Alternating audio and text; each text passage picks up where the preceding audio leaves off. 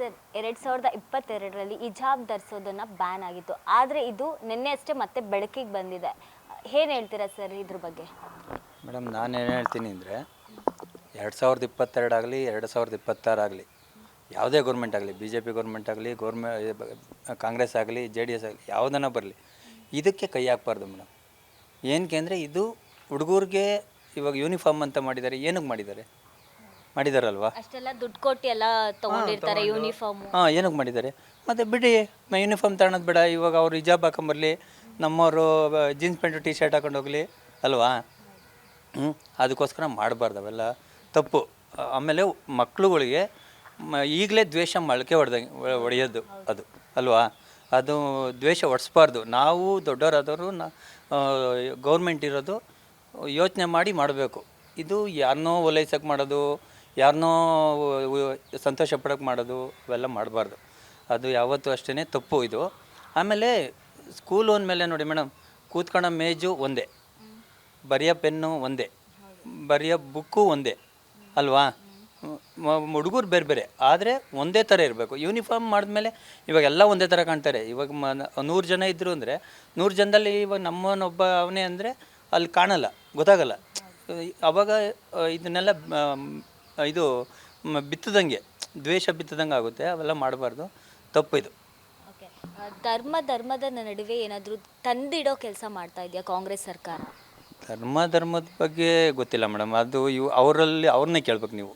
ನೀವು ಅವ್ರನ್ನೇ, ರಾಜಕಾರಣಿಗಳನ್ನೇ ಕೇಳಬೇಕು. ನಮಗೆ ಗೊತ್ತಿಲ್ಲ. ಈಗ ಆಲ್ರೆಡಿ ನಡೀತಾ ಇರೋದೆ ನಿಮಗೂ ಗೊತ್ತಿರ್ಬೋದು. ಮುಸ್ಲಿಮ್ಸು ಹಿಂದುತ್ವ ಅದು ನಡೀತಾನೆ ಬಂದಿದೆ. ಬಟ್ ಇವಾಗ ನೋಡಿದ್ರೆ ಈ ರೀತಿ ಆಗ್ತಾ ಇರೋದು ಇದು ಸರಿ ಅನಿಸ್ತಿದ್ಯಾ?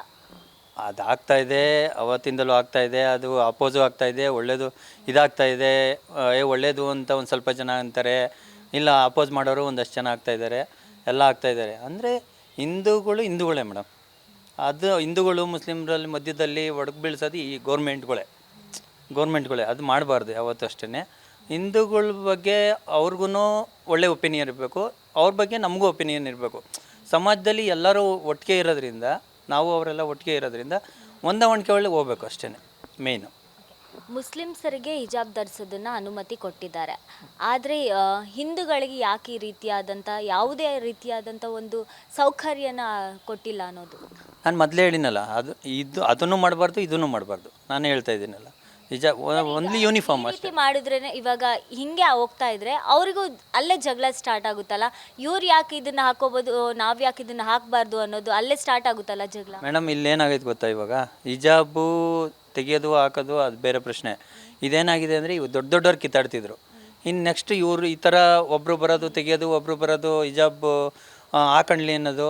ಅವಾಗಾದಾಗ ಏನಾಗುತ್ತೆ ಅಂದರೆ ಮಕ್ಕಳಲ್ಲೇ ಗಲಾಟೆಗಳು ಸ್ಟಾರ್ಟ್ ಆಗುತ್ತದೆ. ಅಲ್ಲಿ ಹಿಂದೂ ಮುಸ್ಲಿಮ್ಸು ಅನ್ನೋದು ಗಲಾಟೆ ಕಾಲೇಜು ಸ್ಕೂಲ್ಗಳಲ್ಲೇ ಸ್ಟಾರ್ಟ್ ಆಗ್ಬಿಡ್ತದೆ.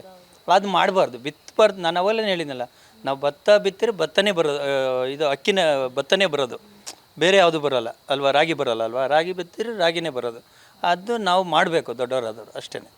ಮುಸ್ಲಿಮ್ಸರ ಮತಗೋಸ್ಕರ ಏನಾದರೂ ಈ ರೀತಿ ಮಾಡ್ತಾ ಇದ್ದಾರಾ? ಅದು ಓಲೈಕೆ ಇದೆ ಮೇಡಮ್, 100% ಓಲೈಕೆ ಇದೆ ಕಾಂಗ್ರೆಸ್ಗೆ. ಓಲೈಕೆ ಮಾಡೋಕ್ಕೆ ಇವೆಲ್ಲ ಮೇಡಮ್ ಎಷ್ಟೊಂದು ಇವಾಗ ಇದನ್ನು ಮಾಡ್ತಾ ಇದ್ದಾರಲ್ವ, ಇದನ್ನು ಮಾಡೋ ಅಂಥ ನೆಸೆಸಿಟಿ ಇಲ್ಲ. ಬೇರೆ ಬೇರೆ ಕೆಲಸಗಳು ಎಷ್ಟವೆ ನಮ್ಮ ಕರ್ನಾಟಕದಲ್ಲಿ, ಮಾಡೋ ಅಂಥ ಕೆಲಸಗಳು ಎಷ್ಟವೆ.